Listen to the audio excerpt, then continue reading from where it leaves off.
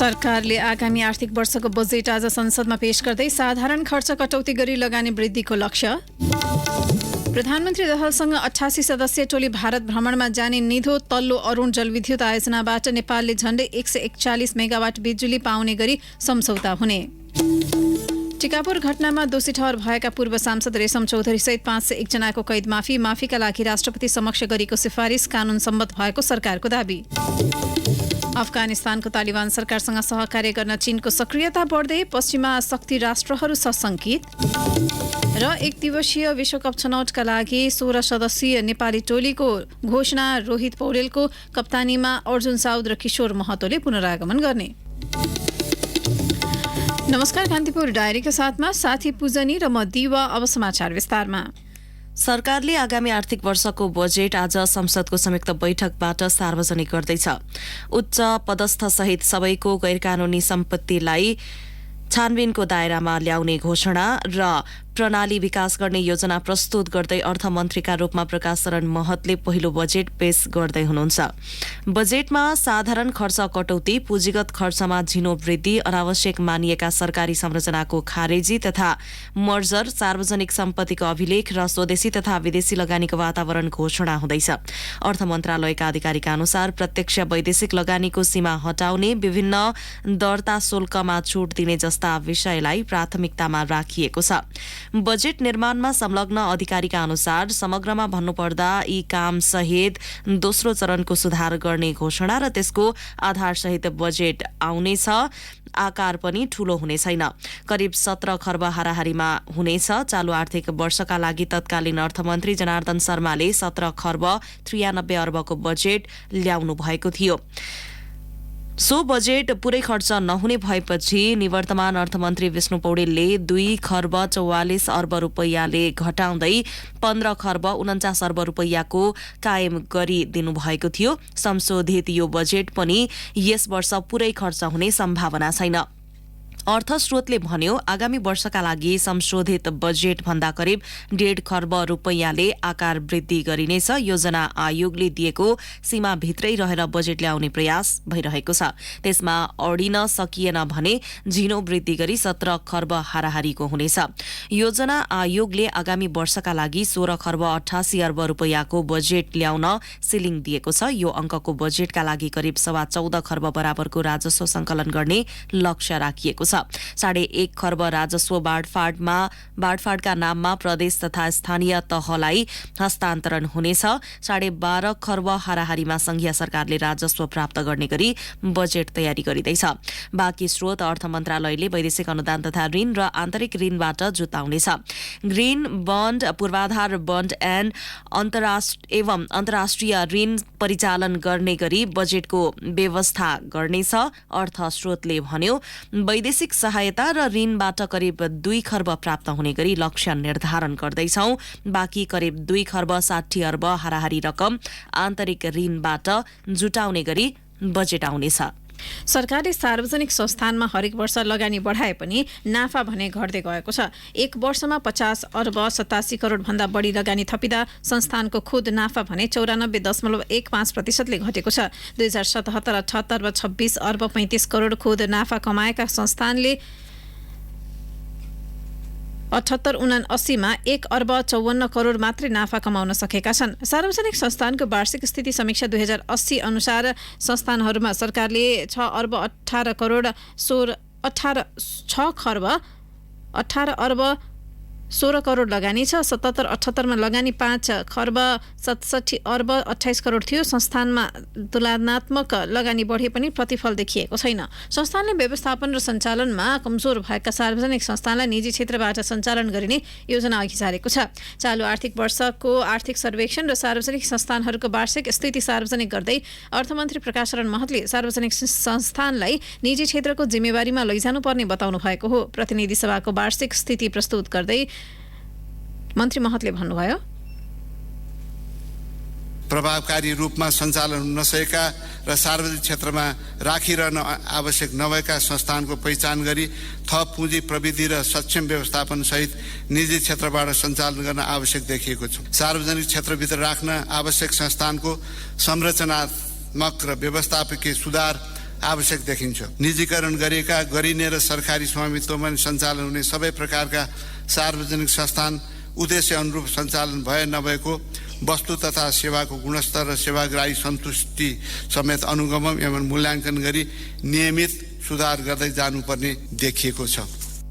मन्त्री महतका अनुसार सञ्चालनमा रहेका 44 सार्वजनिक संस्थानमध्ये 25वटा मात्रै नाफामा छन्। उहाँले संस्थानहरूको सञ्चालन र व्यवस्थापनमा देखिएको समस्याले मुलुकको वित्तीय स्थिति सन्तोषजनक नभएको बताउनुभयो।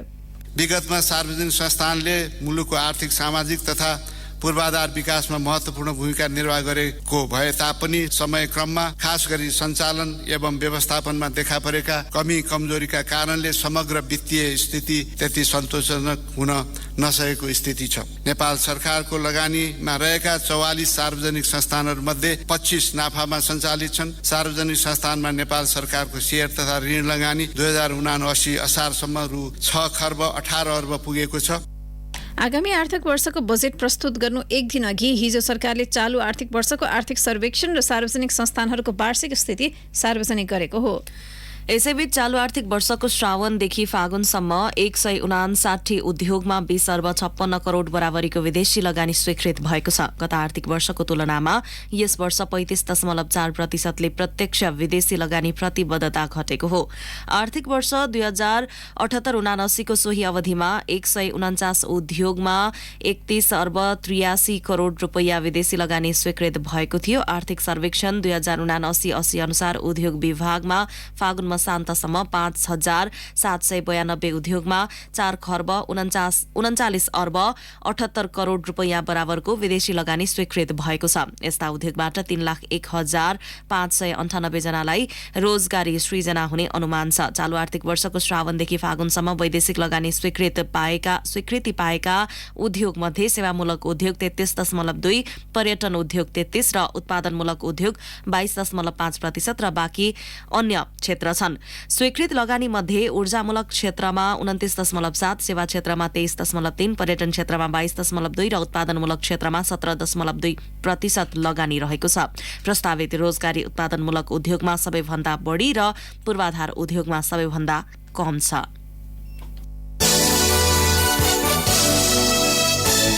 राष्ट्रपति रामचन्द्र पौडेलले कैलालीको टिकापुर घटनामा दोषी ठहर भएका पूर्व सांसद रेशम चौधरी सहित 501 जनाको कैद माफी दिनुभएको छ। मन्त्री परिषदको यही जेठ 12 र 14 गतिको सिफारिस अनुसार चौधरी लगायतको कैद माफी गरेका राष्ट्रपति कार्यालयले जनाएको छ। गणतन्त्र दिवसको अवसरमा आज राष्ट्रपति पौडेलले सरकारको सिफारिसमा चौधरी सहित 482 जना कैदीहरूको भुक्तान हुन बाँकी कैद सजाय माफी गर्नुभएको हो। चौतर्फी विरोधका बीच यस अघि बसेको मन्त्री परिषदको बैठकले चौधरीलाई माफीका लागि राष्ट्रपति रामचन्द्र पौडेल समक्ष सिफारिस गर्ने निर्णय गरेको थियो। निर्णयबारे जानकारी दिँदै सरकारकी प्रवक्ता एवं सञ्चार मन्त्री रेखा शर्माले भन्नुभयो, गणतन्त्र दिवसका सन्दर्भमा रेशमलाल चौधरी जो अहिले कारागारमा हुनुहुन्छ र अस्ति भर्खर उच्च अदालतको निर्णयलाई सर्वोच्च अदालतले जुन सदर गरेको अवस्था हो, उहाँको निवेदनका आधारमा र राष्ट्रपति कार्यालयले सोधिएका केही विषयहरूलाई पनि सम्बोधन गरेर राष्ट्रपति कार्यालयमा उहाँको यो माफी मिना गर्ने भन्ने विषयमा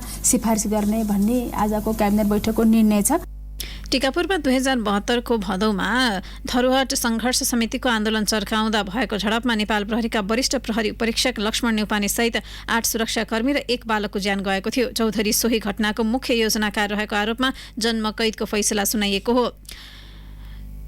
सञ्चार मन्त्री शर्माले चौधरीलाई माफी दिने निर्णय कानून सम्मत भएको बताउनुभयो। सर्वोच्च अदालतको जुन फैसला भयो त्यो फैसलालाई मूलतः यो हाम्रो उच्च अदालतको फैसलालाई सदर गरेको अवस्था हो र उच्च अदालतको प्रस्तावलाई नै सदर गरेको भएको हुनाले र यो निर्णय पनि एक खालले भइसकेको हुनाले यसमा माफी मिना हामीले पनि अब विभिन्न ढङ्गले कानुनविदहरूसँगको राय सल्लाह परामर्शबाटै यो निर्णय भएको हो, यो सिफारिस गर्ने निर्णय भएको छ। त्यसकारणले गर्दाखेरिमा अब कानुनका विज्ञहरूका विभिन्न राय त हुन सक्ने भए, तर हामीले लिएको राय अनुसार यो कानुन त ठिक छ भन्ने नै छ।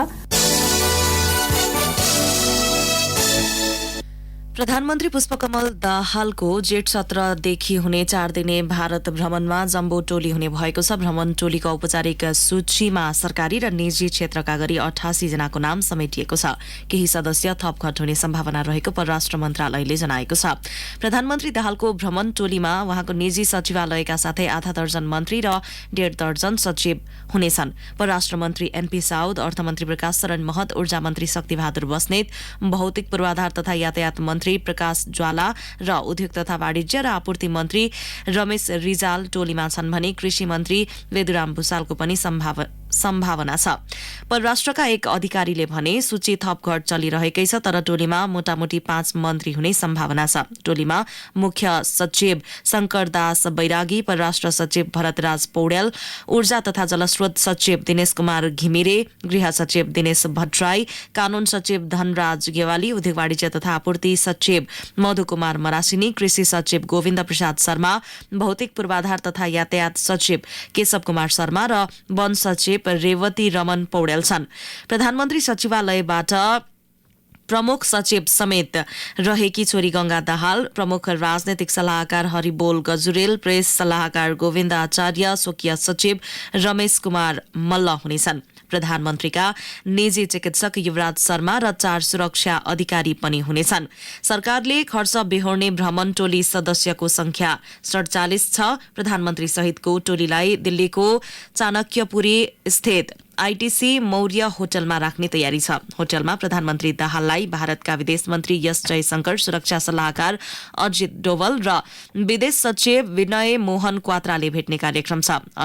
जेठ 18 को बिहानदेखि प्रधानमन्त्री दाहालको औपचारिक कार्यक्रम शुरू हुनेछ। भारतीय प्रधानमन्त्री मोदीसँगको औपचारिक वार्ता दिल्ली स्थित हैदराबाद हाउसमा हुनेछ। त्यसपछि राष्ट्रपति द्रौपदी मुर्मू र उपराष्ट्रपति जयदेव खडसँग शिष्टाचार भेटवार्ता गर्ने तयारी छ। भ्रमणको तेस्रो दिन प्रधानमन्त्री दाहाल मध्य प्रदेशको उज्जैन प्रस्थान गर्नुहुनेछ। दाहालले मध्य प्रदेशकै इन्दोरको पनि भ्रमण गर्नुहुनेछ। त्यहाँको फोहोर व्यवस्थापन सम्बन्धी जानकारी दाहालले लिनुहुनेछ। दाहालले इन्दोरमा भाजपा र आरएसएस का नेताहरूसँग अन्तर्क्रिया गर्ने सम्भावना छ। गत वर्ष उहाँ भाजपाका राष्ट्रिय अध्यक्ष जेपी नड्डाको निमन्त्रणामा दिल्ली आउँदा भाजपा र माओवादी बीच पार्टीगत सम्बन्ध प्रारम्भ भएको थियो। यो भ्रमणले त्यसलाई पनि निरन्तरता दिने प्रयास हुने बताइएको छ। 669 मेगावाट क्षमताको तल्लो अरुणबाट नेपालले 140.49 मेगावाट बिजुली पाउने गरी भारतीय कम्पनीसँग परियोजना विकास सम्झौता पीडीए हुने भएको छ। भारतीय कम्पनी सतलज जलविद्युत निगम एसजेभीएनसँग 21% बिजुली पाउने गरी प्रधानमन्त्री पुष्पकमल दाहालको आसन्न भारत भ्रमणका बेला सम्झौताको तयारी गरिएको हो। लगानी बोर्डका अध्यक्ष समेत रहेका दाहालको अध्यक्षतामा आइतबार बसेको लगानी बोर्डको 54औं बैठकले तल्लो अरुणको मस्यौदा स्वीकृत गरेको हो। मस्यौदा दस्तावेजलाई स्वीकृत गरी अनुमोदनका लागि मन्त्री परिषद समक्ष प्रस्ताव पठाउने निर्णय भएको बोर्डले जनाएको छ। कान्तिपुर डायरीमा अब ब्रेकको पालो। ब्रेकपछि कान्तिपुर डायरीमा अब कान्तिपुर सविस्तार। कान्तिपुर सविस्तार। एसियाली मुलुक अफगानिस्तान मध्य र दक्षिण एसियाको सेतु राष्ट्र हो। वर्षौंदेखि अस्थिरता झेल्दै आएको अफगानिस्तानबाट अमेरिकी सेना फिर्ता गएपछि अहिले तालिबानले सत्ता सञ्चालन गरिरहेको छ। भूराजनीतिको चेपुवामा पर्दै गरेको अफगानिस्तानमा पछिल्लो समय चीनको उपस्थिति बाक्लिँदै गएको छ। तालिबान सरकारसँग सहकार्य गर्दै त्यहाँ लगानी बढाउने चीनको रणनीतिपछि पश्चिमा शक्तिहरू सशंकित भएका छन्। तर अझै पनि आन्तरिक र बाह्य चुनौती झेलिरहेको अफगानिस्तानको मामिलामा चीनको सक्रियताले सफलता पाउने हो वा होइन भन्ने चासो प्रकट भएको छ। इतिहास हेर्दा साम्राज्यको अलेक्जेन्डर, मुगलहरूको मौर्य, मंगोल हुँदै बेलायती र पछि सोभियत युनियनले आफ्नो सैन्य गतिविधि सञ्चालन गरेको पाइन्छ। सोभियत युनियन पछि अफगानिस्तानमा अमेरिका नेतृत्वको सेना हावी हुन पुग्यो। सन् 1970 को दशकमा हस्तक्षेप, आपतकाल र गृहयुद्धबाट ग्रस्त अफगानिस्तानमा सन् 1978 मा कम्युनिस्ट क्रान्ति सुरु भयो। त्यस लगत्तै सोभियत युनियनले सन् 1979 मा अफगानिस्तानको सत्तामा कब्जा गर्यो। त्यसको 10 वर्षपछि सन् 1989 मा अफगानी इस्लामिक मुजाहिद्दिन समूहको युद्धपछि सोभियत युनियन अफगानिस्तानबाट बाहिरिएको इतिहास छ। सन् 1996 मा तालिबानले सत्ता कब्जामा लियो, तर सन् 2001 मा विश्व शक्ति राष्ट्र अमेरिकाको हस्तक्षेप र अग्रसरतामा तालिबान सरकार हटाएर नागरिक सरकारको स्थापना गरियो। अमेरिकाको पक्षधर मानिएको शक्तिलाई सन् 2021 मा हटाएर अहिले तालिबान नेतृत्वको अन्तरिम सरकारले सत्ताको बागडोर सम्हालिरहेको छ। विश्व राजनीतिको एउटा महत्व केन्द्र बनेको अफगानिस्तान कुनै बेला प्राकृतिक सम्पदाले धनी र समृद्ध मुलुक मानिन्थ्यो, तर यति बेला भने अफगानी नागरिक गरिबी भोकमरीको सामना गर्दै न्यूनतम मानवीय आवश्यकताबाट समेत वञ्चित छन्। अमेरिका बाहिरिएपछि 4 करोड भन्दा बढी जनसंख्या भएको अफगानिस्तानमा कुन शक्ति राष्ट्र हावी हुने भन्ने चासो व्याप्त छ। त्यही चासोको विषयमा अर्को शक्ति राष्ट्र चीनले कूटनीतिक सक्रियता बढाएको छ। केही साता अघि मात्र चीनिया विदेश मन्त्रीले पाकिस्तान भ्रमणका क्रममा तालिबानका विदेश मन्त्रीलाई इस्लामाबाद बोलाएर त्रिपक्षीय भेटवार्ता गरेका थिए। अन्तर्राष्ट्रिय सञ्चार माध्यमका अनुसार बेजिङले अफगानिस्तानमा राजनैतिक मुद्दामा मात्र नभई लगानी समेत बढाउने प्रष्ट संकेत दिएको छ। त्यसको लागि एक उदाहरण हो अफगानिस्तानमा तेल खानीको उत्पादनको सम्भावना अध्ययनका लागि 45 करोड डलर बराबरको सम्झौता गर्नु। लिथियमको खानीबाट उत्पादन र विकासका निम्ति लगानी गर्ने सम्झौता चीन र अफगानी तालिबान सरकार बीच भएको छ। अमेरिका, रूस र बेलायत भन्दा फरक ढंगमा चीनले आफ्नो प्रभाव आर्थिक र कूटनीतिक पक्षबाट बढाइरहेको देखिन्छ। सैन्य रणनीति नजोडिएपछि चीनिया सहयोग र चासोमा तालिबान सकारात्मक भएको विश्लेषण भइरहेका छन्। यसरी हेर्दा अफगानिस्तानको राजनैतिक स्थायित्व कसरी अघि बढ्ला भन्ने चासो प्रकट भएको छ। विश्लेषक चन्द्रदेव भट्ट चीनको आर्थिक संलग्नताले मात्रै अफगानिस्तानलाई राजनैतिक स्थायित्व प्रदान गर्नेमा विश्वस्त हुन नसक्ने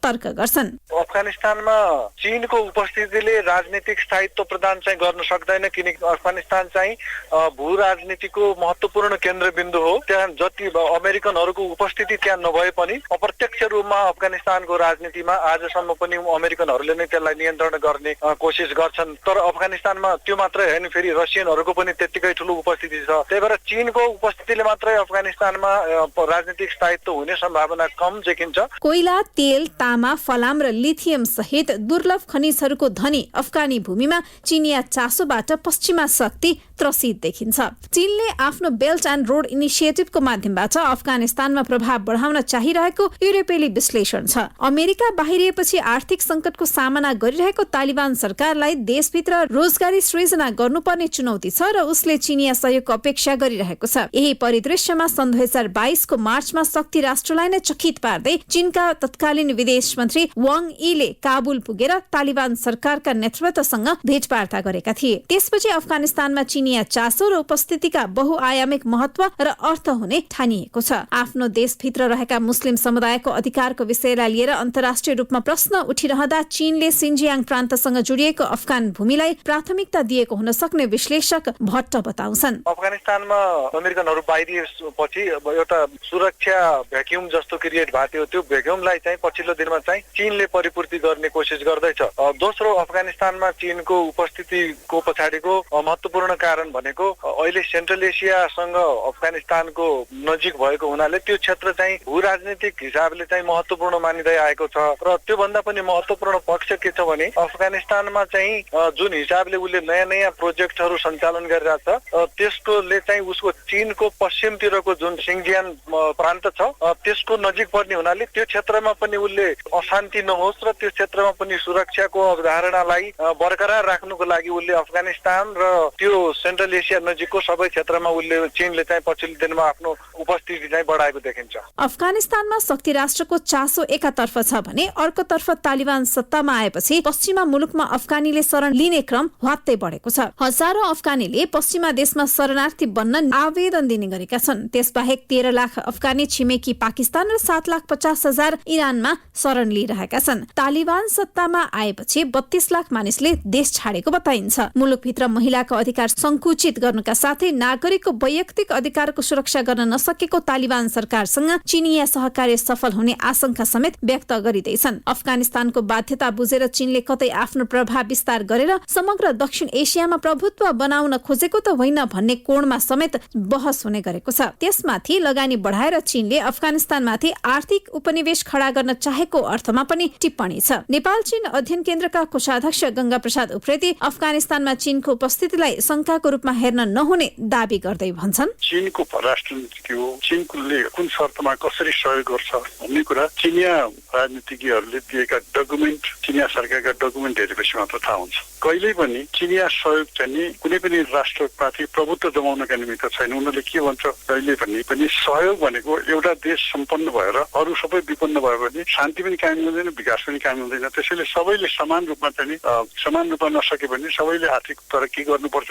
अन्तर्राष्ट्रिय सम्बन्धका जानकारका अनुसार आफ्नो भूमिमा तेल उत्खननका लागि भएको सम्झौताबाट लाभ अफगानी रणनीतिमा तालिबान सरकारलाई सहयोग गर्न तयार भएको चीनको उपस्थितिले विश्व शक्ति राष्ट्रलाई झस्काएको छ। त्यसबाहेक चीन र पश्चिमा शक्तिको चासोले उत्पन्न गराएको टकरावको सामना गर्न स्वयं तालिबान सरकारलाई समेत सहज हुने देखिँदैन, किनकि इस्लामिक स्टेट जस्ता अतिवादी समूह अझै पनि अफगानी भूमिमा क्रियाशील छन्। रेडियो कान्तिपुरका लागि दिवा भट्टराई।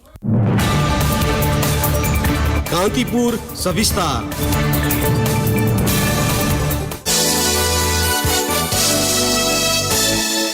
नेपालले अमेरिकाको अन्तर्राष्ट्रिय धार्मिक स्वतन्त्रता वार्षिक प्रतिवेदनमाथि असन्तुष्टि जनाउँदै कूटनीतिक नोट पठाएको छ। परराष्ट्र मन्त्री एनपी साउदले हिजो कान्तिपुरसँगको कुराकानीमा सो प्रतिवेदन तथ्यमा आधारित नभएको भन्दै नेपाल स्थित अमेरिकी दूतावासलाई पत्राचार गरेको बताउनुभयो। उहाँले भन्नुभयो, परराष्ट्र मन्त्रालयले प्रतिवेदनका विषयहरू तथ्यमा आधारित नभएको र नेपाल संवैधानत धार्मिक स्वतन्त्र मुलुक भएको उल्लेख गर्दै पत्राचार गरेको छ। नेपाल बहुलवादमा आधारित र धार्मिक सहिष्णुता भएको मुलुक हो र सबै प्रति सद्भाव राख्ने समाज हुनाले त्यो रिपोर्टले वस्तुस्थितिको प्रतिनिधित्व गर्दैन भन्ने कुरा लेखेर अमेरिकी दूतावासलाई नोट दिइसकेका छौं। परराष्ट्र मन्त्री साउदले नेपालको कूटनीतिक नोटको जवाफमा सम्बद्ध पक्षबाट आउँदा दिनमा यस्ता रिपोर्ट बाहिर ल्याउँदा ध्यान दिने आश्वासन प्राप्त भएको जानकारी दिनुभयो। कान्तिपुर डायरीमा पुनः ब्रेकको पालो। ब्रेकपछि अब आर्थिक प्रसंग। चालू आर्थिक वर्षमा नेपालीले उपभोगमा 50 खर्ब 36 अर्ब रुपियाँ खर्चिने भएका छन्। यस वर्षको कुल गार्हस्थ उत्पादन जीडीपीको अनुपातमा यो 93.6% हो। जीडीपीको अनुपात हेर्दा गत आर्थिक वर्षको तुलनामा चालू आर्थिक वर्षमा कुल उपभोग 0.6% बिन्दुले घटेको छ। गत आर्थिक वर्षमा नेपालीको कुल उपभोग जीडीपीको अनुपात 94.2% थियो। समग्रमा मागमा कमी आइरहेकाले अर्थतन्त्र शिथिलतातिर उन्मुख भएको गुनासो निजी क्षेत्रले गरिरहेका बेला आर्थिक वर्ष 2079-80 को आर्थिक सर्वेक्षणले जीडीपीको अनुपातमा कुल उपभोगमा कमी आएको देखाएको हो। नेपालमा कुल उपभोग र कुल गार्हस्थ उत्पादनको अनुपात प्राय 90% भन्दा माथि रहँदै आएको छ। पछिल्लो एक दशकमा जीडीपीमा उपभोगको हिस्सा वार्षिक औसत 91.2% रहेको सर्वेक्षणमा उल्लेख छ। आयातमा संकुचन आएसँगै जीडीपीको अनुपातमा कुल उपभोगमा कमी आएको देखिएको राष्ट्रिय तथ्याङ्क कार्यालयका निर्देशक ईश्वरी प्रसाद भण्डारीले बताउनुभयो। ब्रेकपछि कान्तिपुर डायरीमा अब अन्तर्राष्ट्रिय प्रसंग। विवादबीच भारतीय प्रधानमन्त्री नरेन्द्र मोदीले हिजो नयाँ संसद भवनको उद्घाटन गर्नुभएको छ। विपक्षी दलहरूले राष्ट्रपतिबाट उद्घाटन गराउनुपर्ने माग राखेका थिए, तर मोदीले नै उद्घाटन गर्ने भएपछि 20वटा विपक्षी दलले उद्घाटन कार्यक्रम बहिष्कार गरेका थिए। प्रधानमन्त्री मोदीले 10 डिसेम्बर 2022 मा संसद भवनको शिलान्यास गर्नुभएको थियो। विपक्षी दलहरूले पुरानो संसद भवन हुँदाहुँदै नयाँ बनाउन लागिएकामा विरोध समेत गर्दै आएका थिए, तर त्यसलाई बेवास्ता गर्दै सरकारले निर्धारित समयमै भवन निर्माण गरेको हो। पुरानो संसद भवन अंग्रेजले भारतमा शासन गर्दा ताका सन् 1927 मा बनेको हो। सो भवन आधुनिक सुविधा सम्पन्न नरहेको भन्दै नयाँ बनाइएको दावी सरकारले गर्दै आएको छ। 900 करोड भारूमा बनाइएको नयाँ भवनमा वर्तमान र भविष्यसम्मको आवश्यकता र सुविधालाई ध्यान दिइएको छ। नयाँ भवनमा लोकसभामा 888 र राज्यसभामा 384 सीटको व्यवस्थापन गरिएको छ। उद्घाटन कार्यक्रममा प्रधानमन्त्री मोदीले 140 करोड भारतीय नागरिकको आकांक्षा र सपनाको प्रतिबिम्ब संसद भवन रहेको उल्लेख गर्नुभएको छ। उहाँले लोकतन्त्रको मन्दिरको निर्माणले विश्वलाई भारतको दृढ संकल्पको सन्देश दिएको बताउनु भएको छ। अब खेल प्रसंग। नेपाल क्रिकेट संघ क्यानले अर्को महिना जिम्बाब्वेमा हुने आईसीसी एकदिवसीय विश्वकप छनौटका लागि 16 सदस्यीय टोलीको घोषणा गरेको छ। रोहित पौडेलको कप्तानीमा घोषणा गरिएको टोलीमा अर्जुन साउद र किशोर महतोले पुनरागमन गरेका छन्। यसबाहेक नेपालले एसीसी प्रिमियर कपमा रहेका 14 खेलाडीलाई नै निरन्तरता दिएको छ। विश्वकप छनौटको अन्तिम तयारीका लागि नेपाल पर्सि बुधबार दक्षिण अफ्रिका जाँदैछ।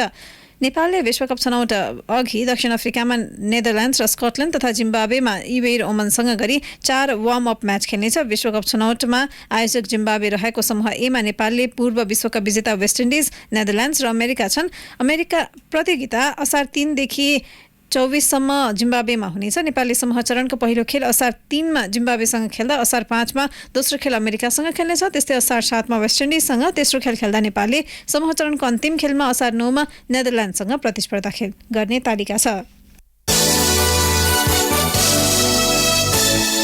अब मौसम सम्बन्धी जानकारी। काठमाडौँ उपत्यका सहित मुलुकका अधिकांश स्थानको मौसम आज आंशिकदेखि सामान्य बदलिरहने जल तथा मौसम विज्ञान विभागले जनाएको छ। गण्डकी प्रदेशका केही स्थानमा हल्का वर्षा भइरहेको विभागको भनाइ छ। कोशी, बागमती, लुम्बिनी, कर्णाली र सुदूरपश्चिम प्रदेशका पहाडी भेगका केही स्थानमा मेघगर्जन, चट्याङसहित हल्का वर्षाको सम्भावना छ। केही बेर अघि 17 डिग्री सेल्सियस मापन गरिएको काठमाडौँ उपत्यकाको अधिकतम तापक्रम आज 29 डिग्री सेल्सियस पुग्नेछ। सूर्योदय बिहान 5:09 भयो भने सूर्यास्त भरे साँझ 6:53 मिनेटमा हुनेछ। अवस्था यसका साथै कान्तिपुर उडाएको यो बुलेटिन यही सकिन्छ। साथी पूजनी र म दिवा बिदा माग्छौं। नमस्कार।